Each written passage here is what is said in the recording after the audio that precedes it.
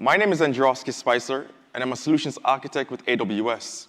As a matter of fact, I've actually been here for a little over 4 years at this point, almost 5 to be honest. So this morning, what I will do, I will take you on a journey that most customers take. And this journey will actually be framed from looking at the VPC as a single unit of networking for a customer who's just taking on a POC, to the point of success of that POC and then being given new requirements for a multi-VPC environment. Now, for those of you, just a refresher, this is the from one to many evolving VPC design discussion. And that being said, let's dive into it. So, every year, during the preparation of these slides, which takes months, right, I try to actually come up with a theme to actually frame everything in. And this year, one thing actually kept on coming up, right? And this thing was AWS is actually providing native tools to solve complex problems. And because of that, I decided that the theme for this year is networking simplified on AWS. But what does this actually mean? So in the past, for example, last year, when we actually launched the Transit Gateway, the Transit Gateway was awesome, right? I mean, it solved interconnectivity complexities that we had before. It removed the need to actually use things like the Transit VPC or to establish pairing connections to achieve that inter-VPC routing. But it lacked fundamental things like integrating with a Direct Connect gateway, for example. How do I distribute a single Direct Connect connection globally? So this year, those challenges have actually been solved. But not only that, we're now providing new functionalities like a way to actually manage your transit gateway network globally. So this talk will end here with an environment that has thousands of VPCs, many different transit gateway environments, and different WAN connectivity links between them. But before I get here, what I'd actually like to do is actually take you on a journey from the beginning all the way to where most of you are today. And I'd actually like to answer questions like, how do I optimize my site-to-site VPN connections? Is there any way for me to actually get a more deterministic sense of latency between my environment and AWS? How do I achieve inter-region transit gateway pairing? And if I can do that, what are the advantages? How should I actually use it? So let's go on a journey with ABC Company. And as I said before, ABC Company starts where many customers start. A team within the business is given the challenge to migrate an application that's fundamental to the business's operation. In this case, we're migrating a multi-tiered web application. Now, this is a revenue-generating application, but the business wants to actually get an understanding of AWS. How should we actually be using this? And is it actually viable for us? So this environment is actually made up of 2 load balancers. One is public-facing, one is internal-facing. So the requirements that a customer has in the beginning is, hey, I need to actually give my servers IP addresses. I need public IP addresses. I need private IP addresses. We have our own side of block of our public IP addresses. Can we actually bring that to AWS?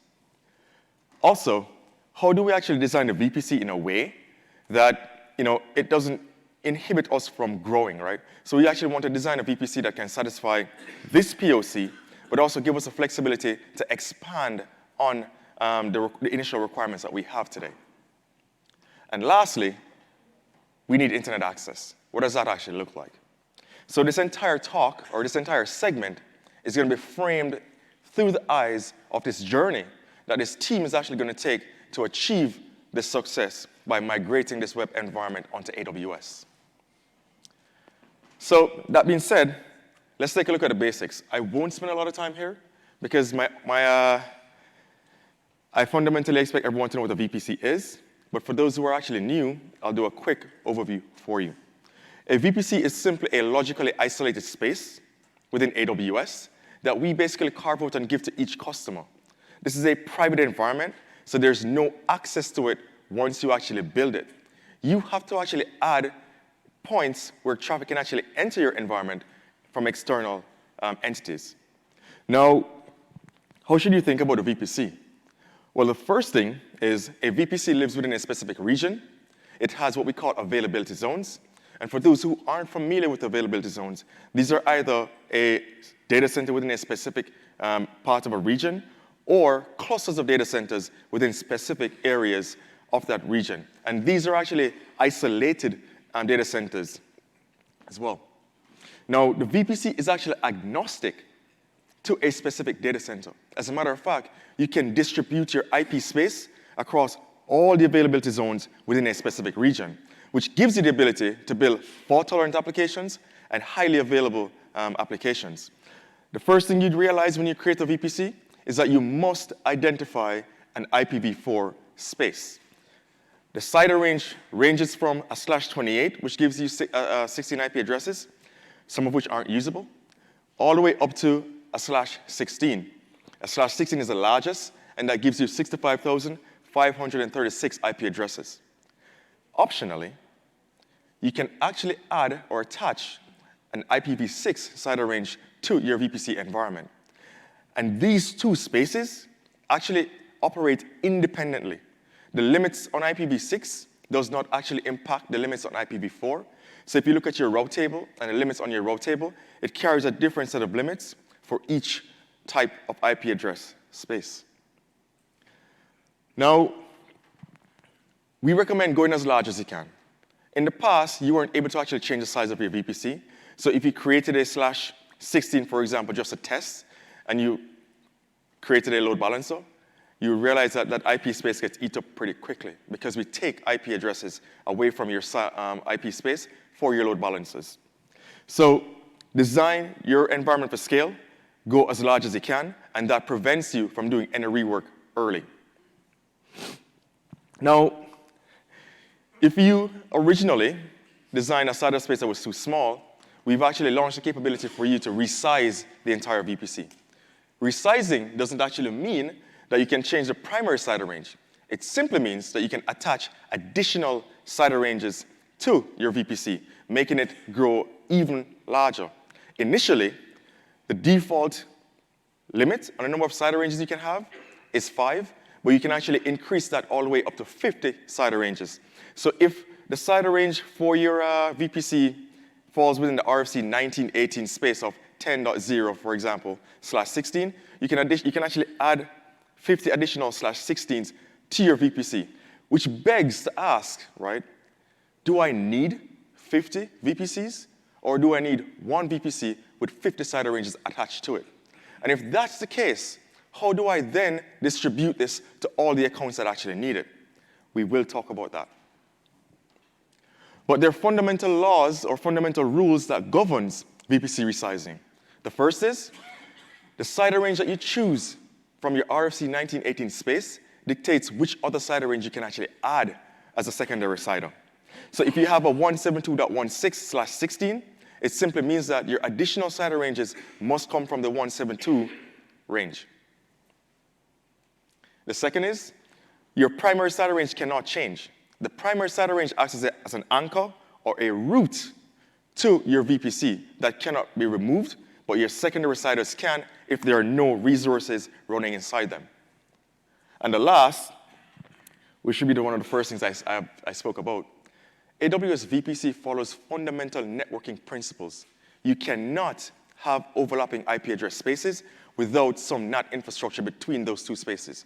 So to prevent this level of complexity, we recommend that if you're not a part of the network engineering team and you do not have access to your IP database internally, that you consult your network engineering team and ask for IP CIDR ranges. Because one of the things that you realize quickly, after you start putting things in AWS, you're going to need things like DNS services, which means that you have to interact with on-premises to resolve on-premises DNS host names.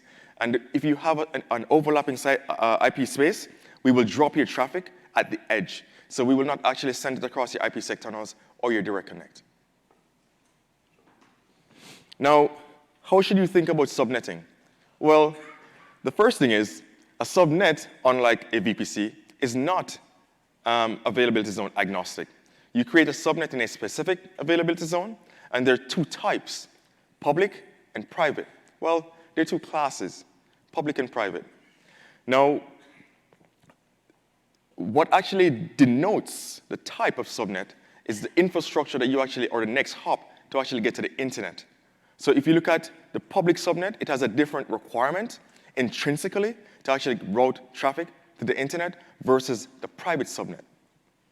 We recommend that you distribute your IP space evenly across multiple availability zones. And we recommend that you do not use subnets as isolation boundaries around your applications. Therefore, you should not actually create a subnet per application. Instead, create a subnet for based on the egress your applications need to the internet. And if you look at this slide here, you realize that the public subnet has a /22. Because over time, the need to actually have public IP addresses natted to your EC2 instance's Elastic Network interface is actually going away. And we will talk about what are the best practices for interacting with the internet, what are the best practices for actually installing security appliances in your VPC environment, and what are the best practices for actually centralizing egress for thousands of VPCs. Now, if you looked at the slide before, you see here that I actually had an IP space for Lambda. And that's because most customers actually want to manage their Lambda IP space differently because of the unpredictability of how many invocations actually happen per function. So when you do that, it reduces the impact on your overall resources that needs your IPs. For example, if you have multiple autoscaling groups, right, and you know autoscaling is going to happen at a particular time, but you don't know when you're going to get 1,000 invocations, for example, of your Lambda functions, then you may want to actually go ahead and have a different IP subnet range or subnet for your Lambda functions. Now, the thing with this is, in the past, your execution environments for Lambda, when it came up, what actually happened on the back end for a Lambda-specific function is we created Elastic Network interfaces per invocation, which significantly increased your cold start time. So customers complained, right? And given the type of company that we are, we listened to our customers, and we actually decided to solve the problem by leveraging our Hyperplane platform. So today, in specific regions, you can actually, when you create your Lambda function, we create Hyperplane Elastic Network interfaces for you on the creation of that function, or if you update it. What that does for you is that when your execution environments for Lambda actually come up, instead of creating Elastic Network interfaces, you simply tunnel to an existing interface, which reduces your cold start time for your functions. Now, there are two things I actually want to mention here. Security groups are still used to govern your Elastic Network, Hyperplane Elastic Network interface, so ensure they're tightly configured. Secondly, when you're actually creating your Lambda function, we actually ask you to give us at least one subnet. But in reality, we recommend that you actually provide us with multiple subnets so that we can actually spread your Elastic Network interfaces across multiple clusters of data centers. Now, I mentioned earlier that IPv6 is an option, right? What I didn't say is that when you decide to actually attach an IPv6 CIDR range, we give you a fixed range. And that range actually is a /56, which gives you 18 sextillion IP addresses. When you decide to subnet that space, we further divide it down into /64s, and that's also fixed. Today, you can't change that.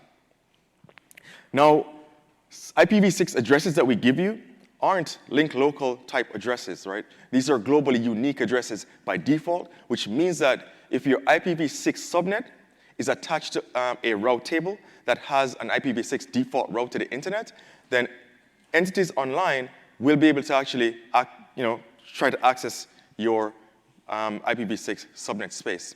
Again, your security groups should be tightly configured, and you should think through what resources live within your public subnets. Now, if you're wondering, well, I like IPv6, I like the globally unique characteristics of it, but I don't necessarily like the idea of somebody online or an application online being able to actually reach it, right? Now, we will talk through in a minute how to actually give your IPv6 space some sort of privacy. But before that, the public subnet entities have a public IP address. The route table for a public subnet has the internet gateway as the next hop to get to the internet. Now, the internet gateway is actually what's aware of the public IP address that's been assigned to a particular EC2 instance. The instance itself isn't actually aware of it. So the internet gateway is actually what does that intrinsic NAT for you to the internet. So your public subnet should only have resources that you're going to actually attach a public IP address to. And as I said before, the reason to do this is quickly decreasing. If you want your IPv6 space to actually act as a private type of environment, then you simply deploy what we call an egress-only internet gateway, which gives your IPv6 space the ability to actually access online, but nothing online can actually initiate that initial communication with your EC2 instances. Great. But all my resources actually reside in the private subnet. So how should I think about internet egress? Well, the first thing I'll say is your private subnet doesn't have public IP addresses, right? So you need, just as you do today on premises, some sort of NATing to actually take place. Within AWS, we provide two intrinsic types for you. The first is the NAT instance. And if you're familiar with the NAT instance, you'll realize that this is simply a Linux box with configurations for IP masquerading and forwarding. However, we recommend using the NAT gateway. And the NAT gateway is a recommendation simply because it's a managed infrastructure that's managed by AWS and is highly available in a single availability zone. That being said, the recommendation is to actually have at least 2 NAT gateways deployed in your environment, spread across multiple availability zones, so that if a failure should actually happen on one NAT gateway, you can simply add routes to the available NAT gateway in another availability zone. Now, before I actually move on, it's very important to actually note that you can actually have multiple NAT gateways in a single AZ, right? But always think about the reason for doing this and the cost implications of it, because deploying a NAT gateway generates costs. The second thing I'll say is you can bring your public IP address space today to AWS. As long as you can actually prove that it's yours and that you own it, you can actually add those IP ranges to your AWS environment and select those IP addresses when you're actually deploying things like your NAT gateway. It's called Bring Your Own IP. I know, pretty fancy, right? So up until this point, right, everything has been pretty standard, hasn't it? The route table works the way you think it should work, right? You associate your subnets to it. You add routes to the route table. You tell us which next hop infrastructure you want for those routes, and off you go, right?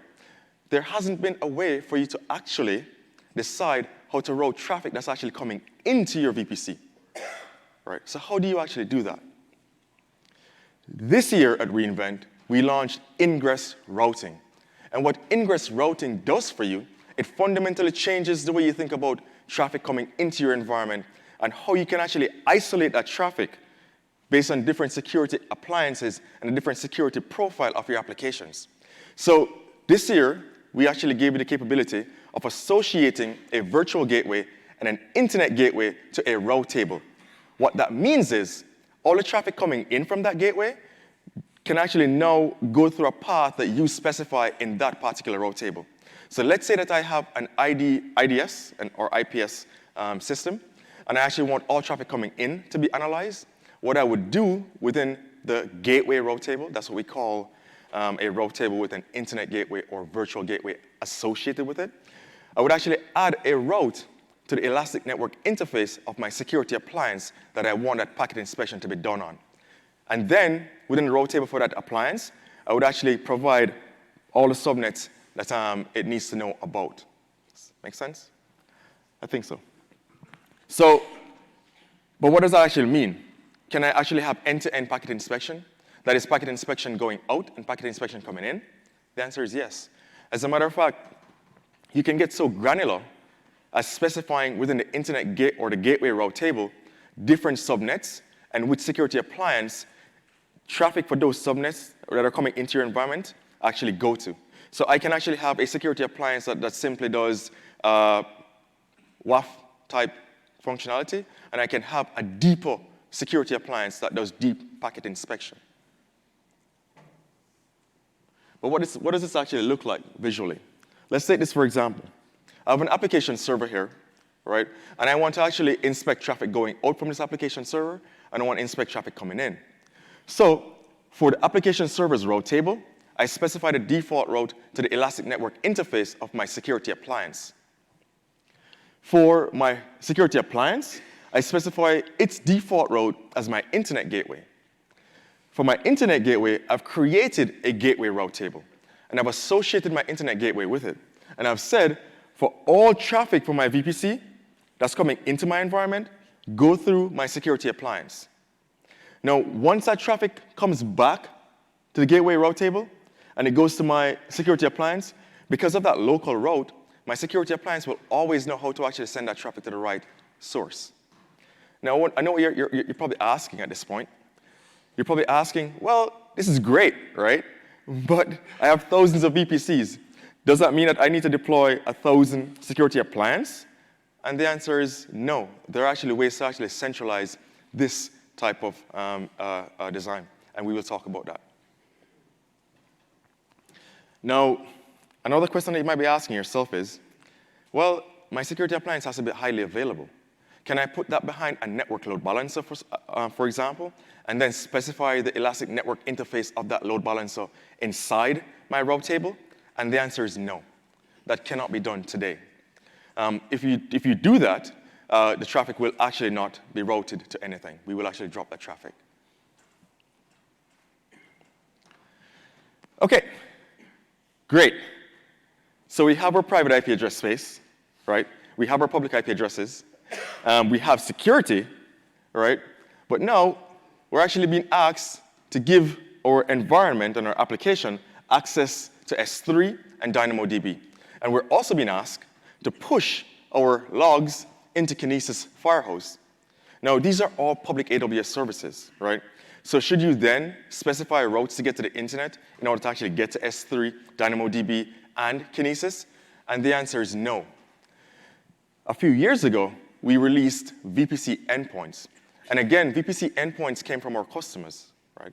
Customers said, hey, we want to keep all our traffic on the AWS network.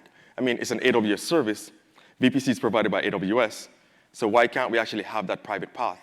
So we listened, and we provided VPC endpoints. And we provided two types. The first type was the gateway endpoint.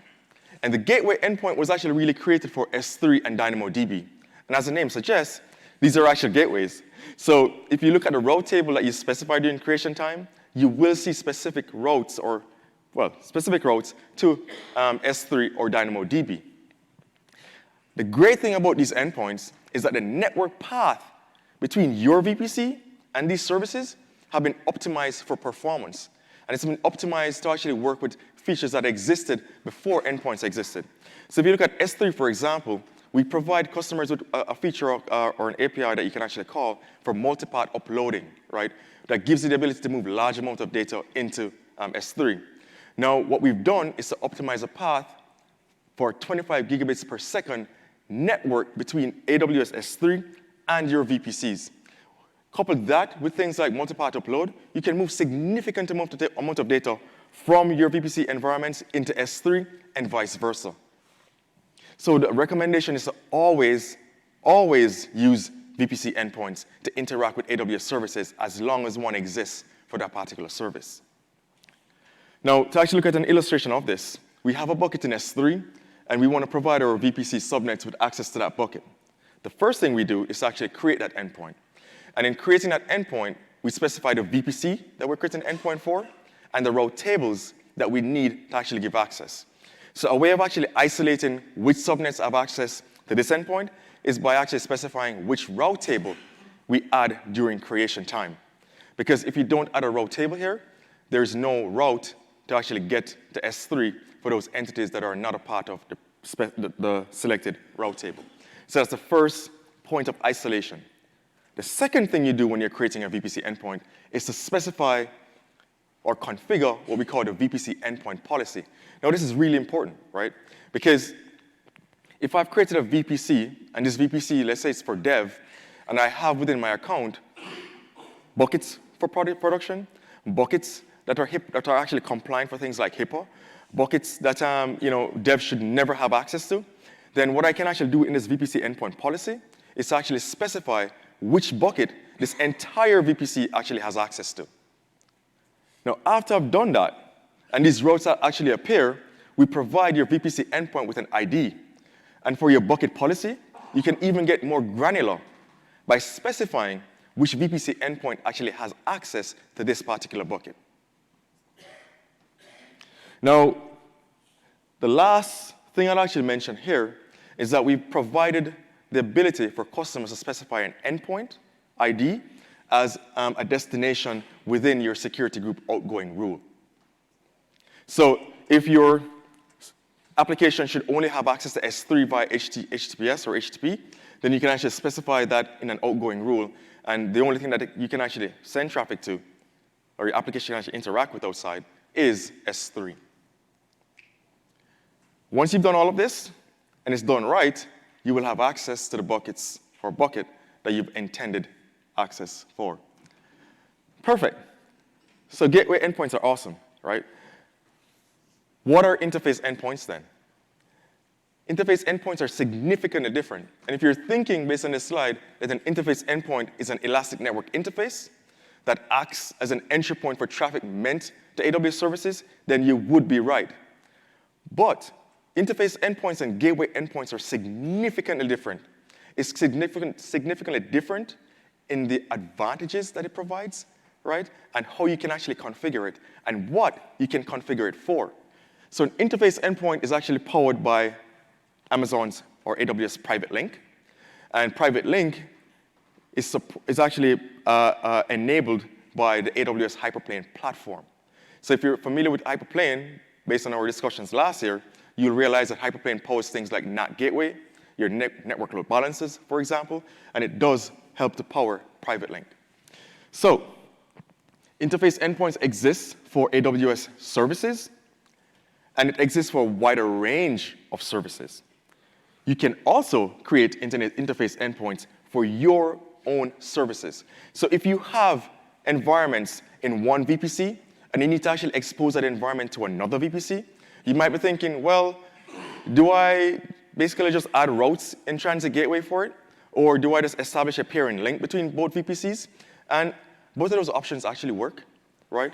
But a simpler way to actually do it, if this application that you have or service that you have supports TCP, is by creating or advertising this service as an endpoint service and allowing another account to create an interface endpoint to it. An example of this, if I have databases in one account, right, and I need another account to actually get access, then what I can actually do is to create a proxy fleet, add a network load balancer in front of it, wrap that as an endpoint service, and then whitelist the accounts that need access to my databases. And these accounts simply create interface endpoints that gives it access to my environment. Now, the beauty about interface endpoint is that it doesn't care about IP space, right? So if both environments have overlapping IP address spaces, it doesn't matter. The interface endpoint will not drop that traffic. An example of this, and here, the requirement for this particular ABC company is that they want to actually push their logs into Kinesis. They've already set up a Kinesis pipeline to process their logs from their web server and application servers, and now they need access to this. So what you do is to simply create your interface endpoints, and when you create your interface endpoints, we provide specific DNS host names for you.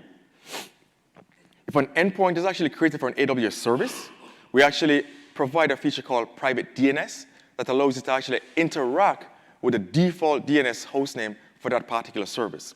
And what private DNS actually is, private DNS is simply a private hosted zone that AWS creates and associates with your VPC.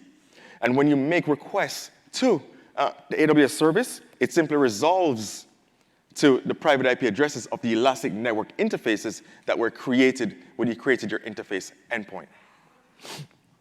Now, I actually wanted to touch on a second example because while most customers or some customers may not interact with Kinesis, almost every customer at some point need shell access to their EC2 instances.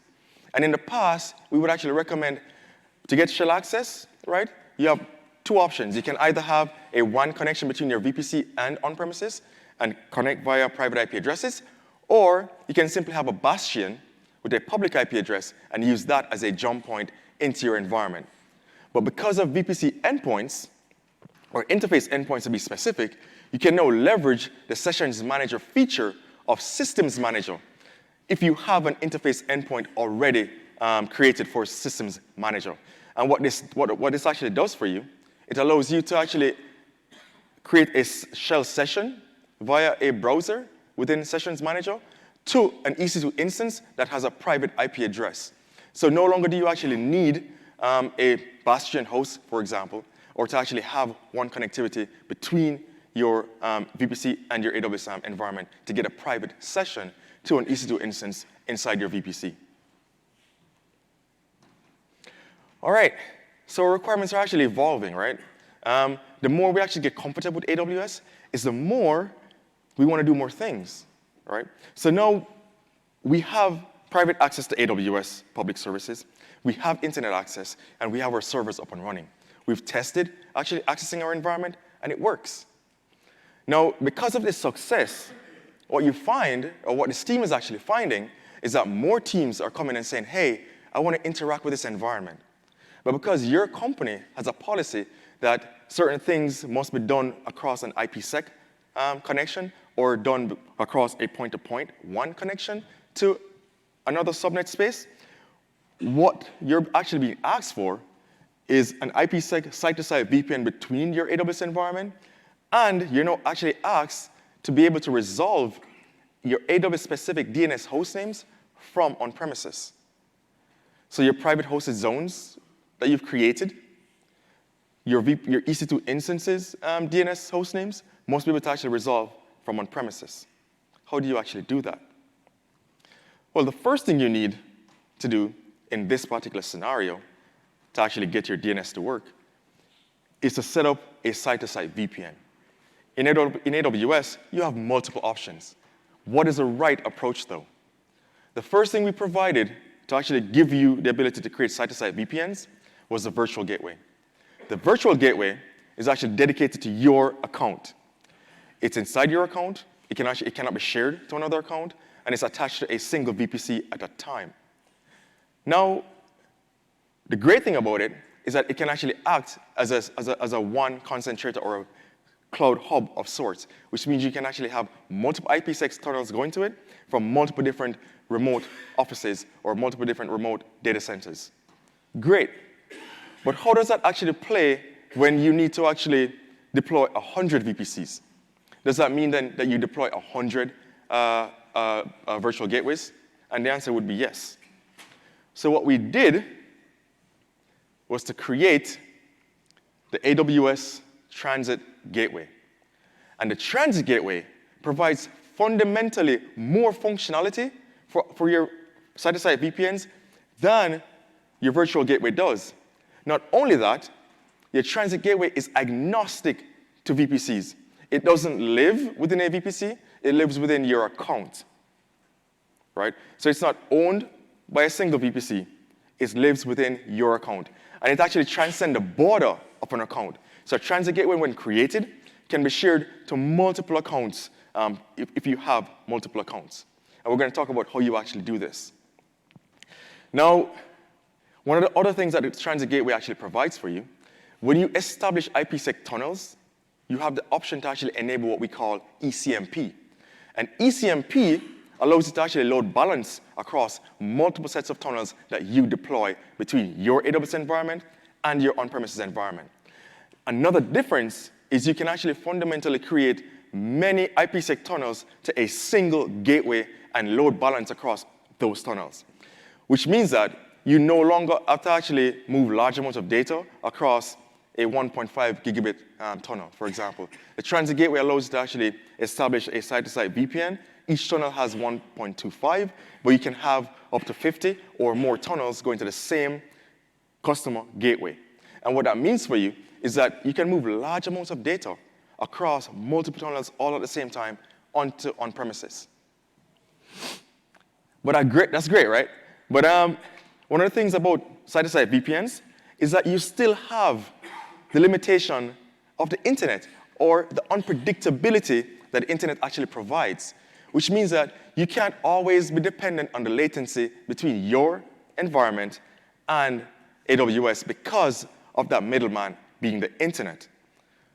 So what we did was actually think about how we can leverage our network, our global backbone, that's not congested, not like the internet is, and how can we actually use that to benefit our customers. This year, we've actually decided to use the Global Accelerators network, right, to actually reduce the legs that your traffic takes from on-premises into AWS.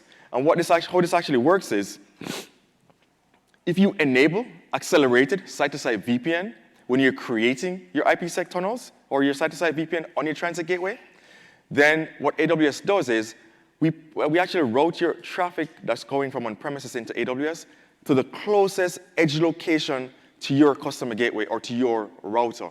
The traffic enters that edge location and then traverses the AWS backbone to get to your VPC, significantly reducing the amount of time it takes to actually communicate with AWS from on-premises. Now, this particular feature is provided primarily by integration with the Global Accelerator, so I'd recommend getting familiar with it.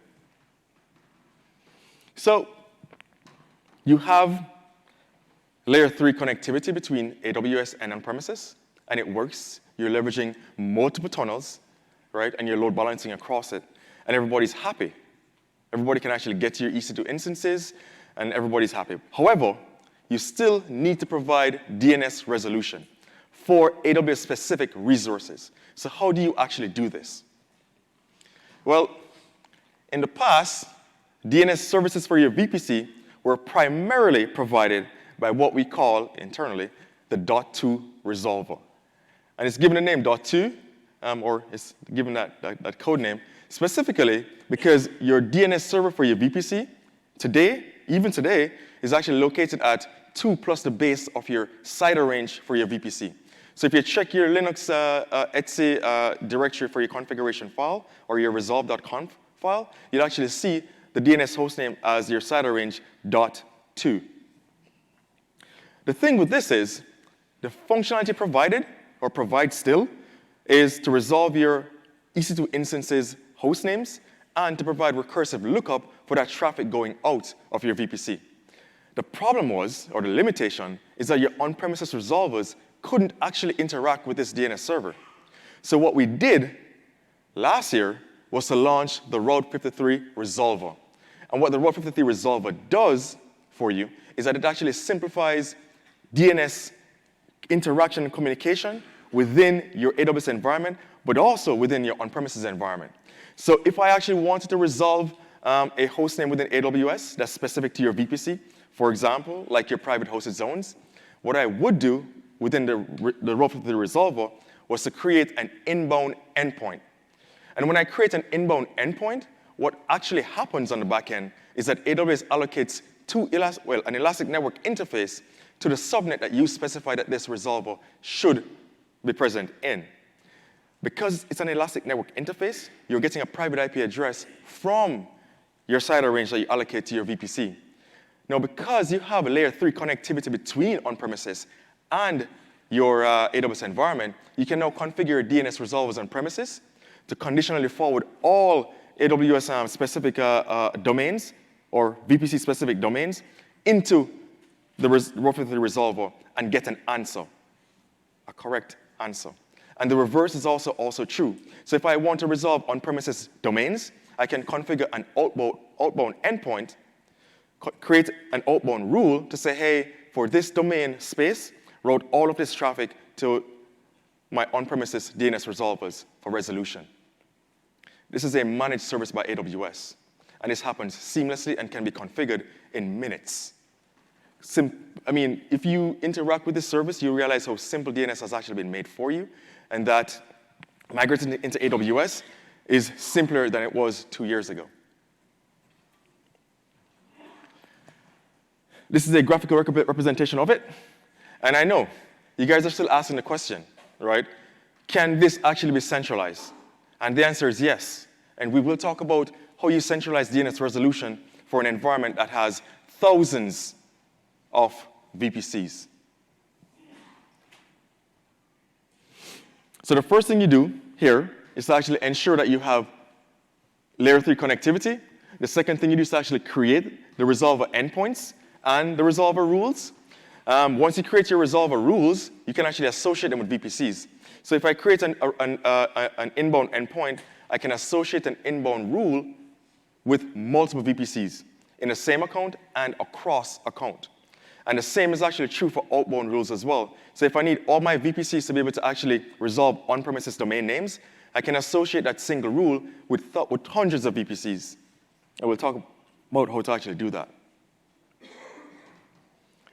Now, a few things are true, one of which is we recommend using your .2 resolver for your VPC-specific resolutions.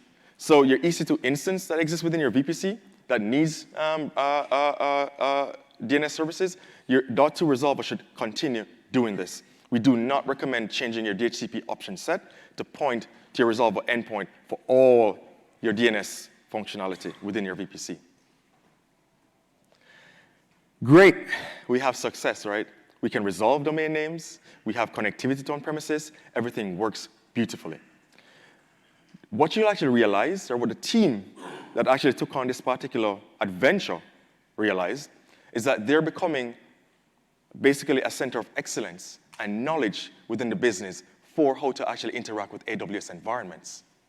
Now, what's actually happening is that because of this success, the business is now rethinking their approach to IT, right? And do I need to buy more servers, or do I simply just need to run everything within AWS? What other advantages does AWS provide us, right? So the scope of the exploration increases. And one of the things that actually comes with this increase of scope is the decision to go all in on AWS. And this team is actually now faced with the challenge or the question of, well, it was great doing this for one VPC, but now we have 30 app teams, and they all need their own accounts and different types of accounts, right? They need their dev accounts, their test accounts, they need their prod accounts. How do we achieve isolation for all these accounts? How do we simplify routing between resources for different account types? Well, let's answer all these questions, right? And we're going to do it just like we did before, through the eyes of a journey of a customer that actually has 30 app teams. Now, the requirements that you're actually being given here, or you're actually being asked is, well, we need to give each team or 3 accounts, dev, prod, test. Not only that, they all need internet access to on-premises, DNS services, right? And they all need to actually interact with AWS services. The devs are saying to you, hey, we don't necessarily care about VPCs. We just want IP addresses. Our servers should just simply run when we want them to run. We don't want to be thinking about creating anything at all but our servers and deploying our applications. So we don't care where that IP space lives, right? How do you actually provide them with that simple request? Or how do you satisfy that? Well, first, you give them their accounts. You then realize it's 90 accounts, and they all need access. How do you actually simplify this? You simplify it by taking the first step of creating a central account in which everything lives that you plan to share with all the other accounts that exist. So DNS, your roughly 3 resolvers, those endpoints should live within a VPC that's considered to be a shared services VPC within your shared services account. Your transit gateway, those should actually be deployed within your shared services account, right? So let's walk through how to actually do this and what makes this possible.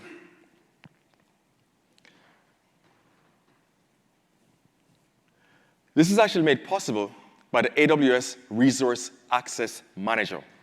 The AWS Resource Access Manager allows an entity to actually push AWS services beyond the boundary of the account.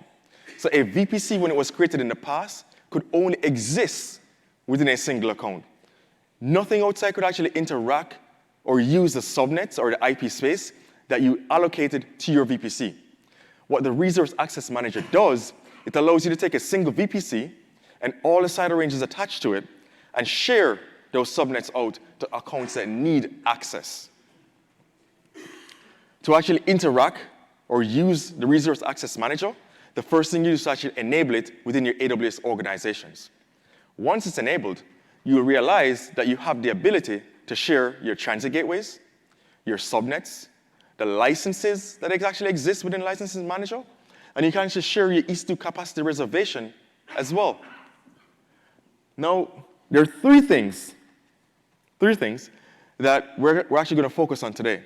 That's central to the ability to simplify distributing one single set of resources to multiple VPCs and multiple accounts. And the first is the ability to share your VPC subnets.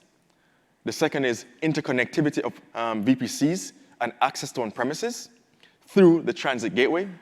And the third is the Route 53 resolver and the ability to use the Resource Access Manager to share your inbound and outbound rules. And by extension, giving both your on-premises environment access to all the VPCs and the DNS space that exists for those VPCs from a central point. So let's look at your VPC sharing capabilities. VPC sharing leverages AWS Resource Access Manager to share an entity or your subnets. Now, it's important to actually know that there are two types of users in this particular environment. The first is what we call the VPC owner. The VPC owner owns the VPC. That's the person who actually creates the subnets, the internet gateway, the VPC interface endpoints, the gateway endpoints, the NAT gateways, and all the infrastructure for that particular VPC. The participating account, which is a person who actually uses all of that infrastructure, right, can view the subnets. They can view the security groups that they create, but they can only create EC2 instances, containers, Lambda functions that uses that particular IP space. So they can't create subnets in the VPC. They can't create internet gateways. They can't create NAT gateways. They can't create interface endpoints. None of that access is given to them. Now, this actually simplifies life for both the person who owns the VPC and the person actually using the VPC, because the participating account can simply focus on the task that they have, right? The devs can get their machines, they can deploy their applications, they can test it, they can tear it down, and everybody's happy. The VPC owner has basically the peace of mind that I don't have to actually create 50 VPCs. I can create one and basically give IP spaces out as I see fit. And VPC sharing, coupled with VPC resizing, gives you the ability to create very large VPC environments for sharing. Now, security, security, security. At AWS, we're very security conscious. So when actually interacting with a VPC sharing environment, it's very important that packet segmentation is taken into consideration. So the security groups that these different teams actually implement should be done to a particular standard, and it's recommended that governance is actually in place to ensure security groups are not loosely configured. So there shouldn't be a rule for your security of any security group that gives everything access to a particular application environment. Security groups is the isolation boundary around an application, not the subnet. So always think of a security group as that isolation boundary and not the actual subnet. Security groups operate at the EC2 instance level, which means that it's directly attached to the elastic network interface of your EC2 instances. There are three things that actually happen for VPC sharing. The first is, as I said before, you have to enable resource sharing in your organizations. The second is the VPC owner creates what we call a VPC share or resource share within Amazon Resource Access Manager. And once that is actually created, and you've actually specified which entity has access to these subnets, these entities can now actually discover what's actually been shared with them. Now, it's very important to point out that VPC sharing can only happen, or you can only share subnets with VPCs that are part of the same AWS organizations. So you can't share a VPC or a subnet with an external account from your organizations. It just won't happen. So we have VPC sharing. The devs are actually discovering the subnets shared with them, and they've started to launch applications in these two instances. Now, you're actually being asked to deploy VPCs for prod and tests, and both prod and tests need to actually interact within the confines of their own account type, which means we have test applications that need to talk even though they exist in different accounts, and we have prod environments and prod resources that need to interact even though different account teams own the accounts. So how do we actually do that? We do that specifically through the transit gateway.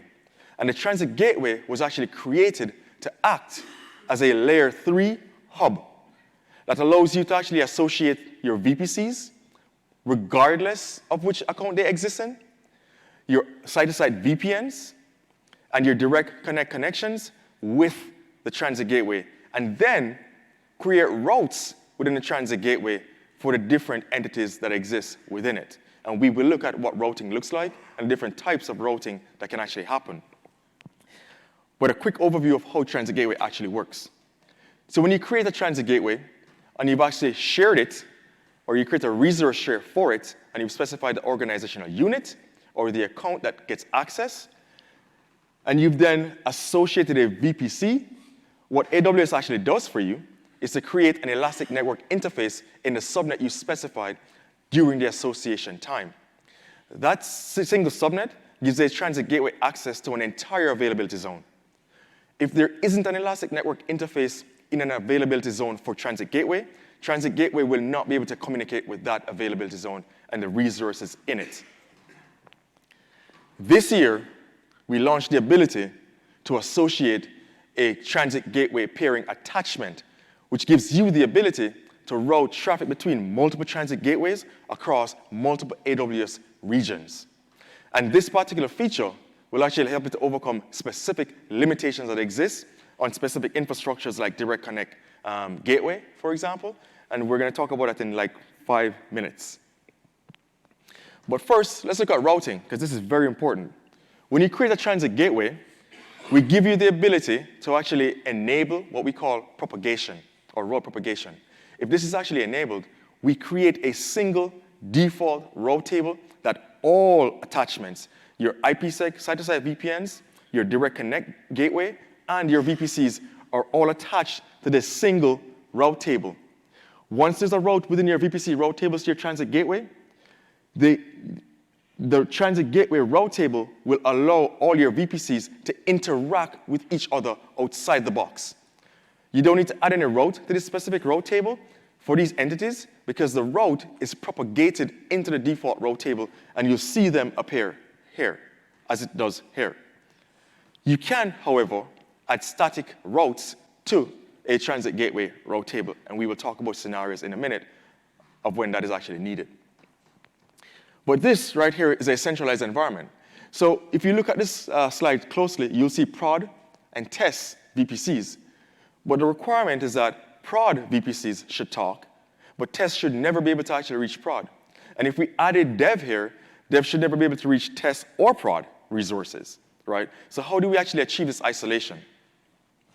We achieve this isolation by actually configuring the transit gateway to act as multiple virtual routing and forwarding tables.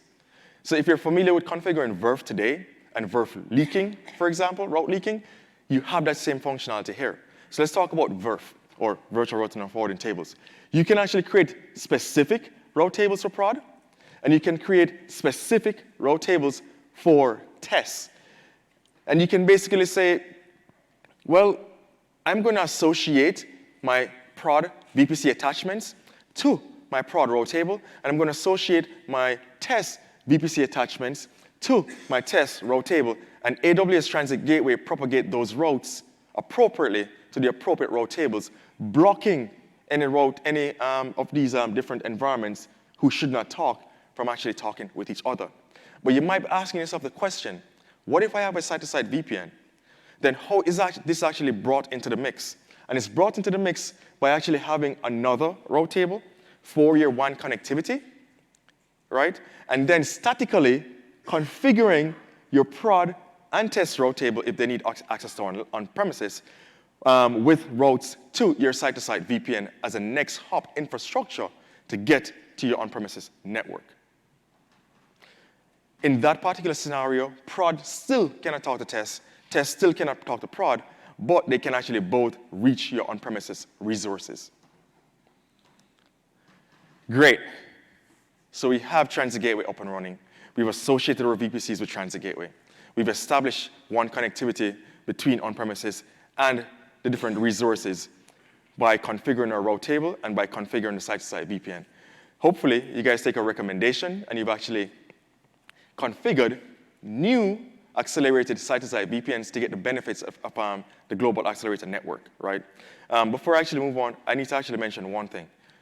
You cannot enable accelerated VPN or accelerated site-to-site VPN on existing IPsec VPN configurations. It can only be enabled for new site-to-site VPNs that you guys create because it's enabled at creation time. Great. So now everybody's asking for internet access. The private subnet needs to actually reach outside, and the security team is saying to you, hey, so we don't want to route AWS traffic through our internal network, right? We want to actually keep AWS traffic on AWS, right? So how do we actually do that?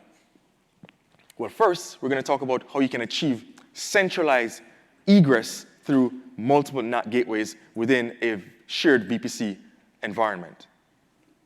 So given that you have your shared services account, given that you have your shared VPC or your shared services VPC, right, we're now going to configure egress to it. We already have our transit gateway. Our transit gateway already has elastic network interfaces in all the availability zones where your private subnets live. So what's left for us to do is to create multiple NAT gateways spread across multiple availability zones. Now, the beauty about this is that it's simple, and AWS has actually allowed the NAT gateways to seamlessly interact with the ENIs, or elastic network interfaces, for your transit gateway. So to achieve centralized NAT, you simply create NAT gateways, and you configure default routes for your private subnet to your NAT gateways. The next hop for your transit gateway route table should have the shared services VPC as a default route for internet traffic. So once all of that is configured, all your VPCs, as long as they have access to the transit gateway, can now egress through a central point for internet access. Visually, this is what it looks like. So you create a transit gateway. We create an elastic network interface in the subnet you assign during association time between your VPC and the transit gateway. This ENI gives the transit gateway access to that entire availability zone. And within the route table for this particular subnet, private subnet, you have a default route to the to the NAT gateway. So all requests coming from the transit gateway goes through this ENI and then through the NAT gateway. The NAT gateway, as it does today, interacts with the internet gateway to send that traffic out. The internet gateway, however, when it's returning that traffic, it does not send the traffic back through the NAT gateway. So therefore, if you want the internet gateway to actually know where to send that traffic, the public route table that the internet gateway is attached to should have routes for the different CIDR ranges that need egress to the internet. So it must know how to actually get to the transit gateway to get back to the source or the origin of that request. Great. I won't walk through the configuration here. These slides are going to be made available for you, so you will be able to see it. Go ahead. You actually will get these slides by accessing the catalog for this particular talk, and the slide and the video will actually be there for you. So yeah, we'll just move on quickly. Now, as I said before, you can centralize your security appliances to interact in an environment like this. And how you do it is pretty simple. So as you did before, right, you'd configure or associate your shared services VPC with the transit gateway. You would then configure your security appliance, and you would tell the subnet that the private subnet's route table that its default route is to the security appliance. The public subnet's route table, its default route for your security appliance will be to the internet gateway, but the route table that your NAT gateway is attached to, its default route will actually be to the security appliance as well. Your gateway route table that your internet gateway is attached to will have a route to the security appliance as stated here. Your security appliance's route table, however, will have your transit gateway routes to send the traffic back to the origin of the request.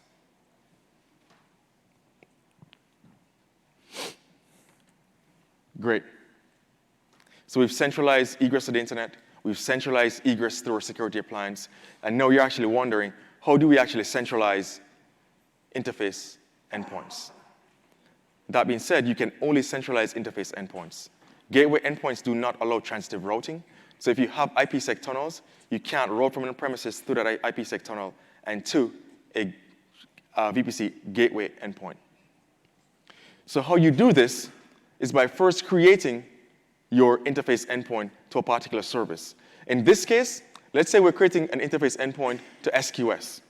After creating the endpoint, we make note of the regional DNS hostname that's generated for you. The second thing you do is to create a private hosted zone and attach that private hosted zone to your shared services VPC. After doing that, you configure an A record that points to the regional DNS hostname for the interface endpoint as an alias target. Once all of that is done, you then leverage the private hosted zone association capability to associate this private hosted zone with all the VPCs that need it. We do not recommend that you create a resolver endpoint for this private hosted zone. We recommend that you use the association features that's available for private hosted zones and associate this private hosted zone across multiple accounts. Now, once these accounts and VPCs actually send a request to SQS, it will come to the central shared services VPC, and the VPC will actually return the traffic back to the requester.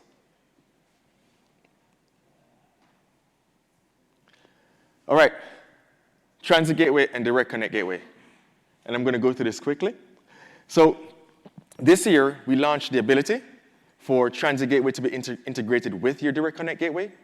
And we allowed this because we created a new type of virtual interface. Now, the first thing you do in this particular scenario is to associate your direct connect gateway with the transit gateway. And this association can only be done if there is no private virtual interface associated with your gateway or a virtual gateway associated with your direct connect gateway. If you've satisfied these two criteria, then you can create an association between transit gateway and direct connect gateway and then create a transit virtual interface to your direct connect gateway from your direct connect connection. Now, what this does for you, this allows you to associate up to 3 transit gateways that reside in different regions with a single direct connect gateway, giving all of these transit gateways access to a single data center regardless of where the VPCs are. A transit gateway can be associated with up to 20 direct connect gateways, right? So if you have direct connect gateways that provide POPs into different regions and different data centers, you can associate your transit gateway with that direct connect gateway, gaining access to all your data centers and backhauling all of that traffic across AWS. Now, you might be wondering, well, I only have one direct connect connection, but I have 5 transit gateways, right? If the direct connect gateway only allows access to 3, how do I overcome that limitation? Well, the first step in that equation is using AWS inter-region transit gateway pairing attachments. The second thing is, using the direct connect gateway, attach the 3 transit gateways that you have there, but then create a pairing connection between one of your transit gateways and the other transit gateway that exists in another region. You can do transitive routing across transit gateways. So if I have, in this scenario here, my direct connect connection residing in one region, and my transit gateway as seen here for Northern Virginia being connected to Ireland, Ireland can gain access to on-premises through Northern Virginia as long as the routes are actually specified in the required route table. I'll say that again. You can do transitive routing across transit gateways that are paired to a site that exists on your direct connect gateway or your IPsec configuration. So if this direct connect gateway was replaced by site-to-site VPN, you could actually do that as well.